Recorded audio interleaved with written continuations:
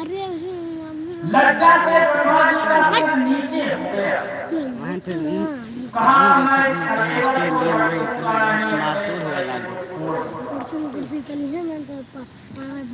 ब्रह्मा जी ने अपने उस शरीर को 4 भागों में बांट दिया। जो बादलों के रूप में यहाँ अपने दोस्त आकाश में जो बादल होते हैं ना, तो ये 4 तरह के बादल हैं। सांवत नाम का बादल, वो तो महाप्रलय है। और पुष्करावत नाम का बादल जो होता है प्रकृति में अनुत्पादन, प्रकृति का सौंदर्य। और 2 तरह से बादल और बने, वह छाया का काम करते हैं। इस तरह से ब्रह्मा जी लज्जा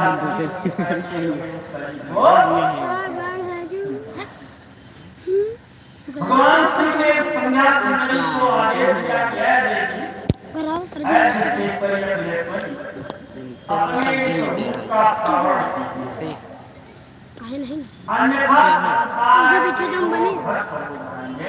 तो नहीं कही था हमसे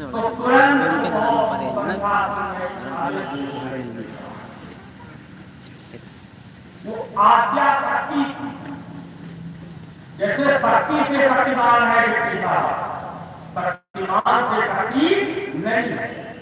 एक ऐसी शक्ति संसार में विराजमान है जो इस सारे संसार ये सूरज भाई पानी लेता है विविध रूपों में दिखाई देती है।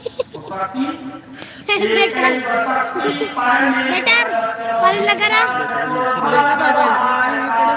बेटा रंगा उछा ले रहा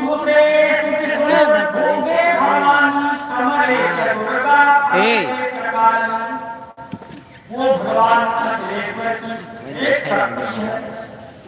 की चीन जब जरूरत पड़ती है पहले चीन उनका वो जानने चाहे बहुत जाने मार देते हैं मुझे अच्छा मिलेगा तब तो उसकी संज्ञा होती है। पुरुष रूप में आए तो राम रूपों में दिखाई, स्त्री रूप में आए तो दुर्गा तो पता है कितना चिल्ला था। लेकिन वो शक्ति का स्त्री है जो पुरुष है महाराज, वो ऐसी शक्ति है कि जैसी आपको संज्ञा देने की इच्छा हो उसी संज्ञा से उसको संज्ञाएं जान। 2 विद्वान हमारे यहाँ हुए, 2 अद्वैत मत के प्रतिपादक। अद्वैत यानी केवल एक है, यहाँ दूसरा कोई नहीं है, वही अहम ब्रह्मास्मि सिंसा। लेकिन संसार में द्वैत विराजमान है, अर्थात शक्ति और शक्तिमान यहाँ है। तो पहले विद्वान तो थे शंकराचार्य। शंकराचार्य जी पूर्व में अद्वैत के प्रतिपादक, केवल यहाँ ब्रह्म है, बस दूसरा और कोई नहीं है। उनके गुरु जी ने कहा बिना 2 के दृष्टि चल ही नहीं सकती।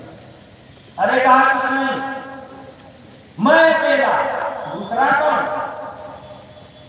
कहा दूसरा वो शक्ति है जिसके बल पर तुम शक्तिमान हो।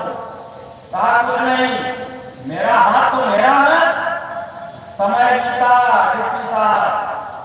शंकराचार्य को बुखार आ गया, और इतना जोर का वो बुखार आया, लगातार 27 दिन उठना बैठना दुर्लभ हो गया, एकदम मरणासन अवस्था। तो गुरुदेव जी को जानकारी मिली कि शंकर बीमार है। गुरुदेव जी कहे चलेंगे। जब आए तो शंकराचार्य जी अपने बिस्तर पर अचेत पड़े हुए थे।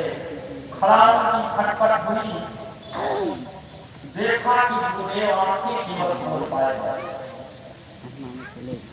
जिन गुरु जी का आगमन होता था दंडवत प्रणाम करते थे। आज वही गुरुदेव जी आए, लेकिन शरीर में ताकत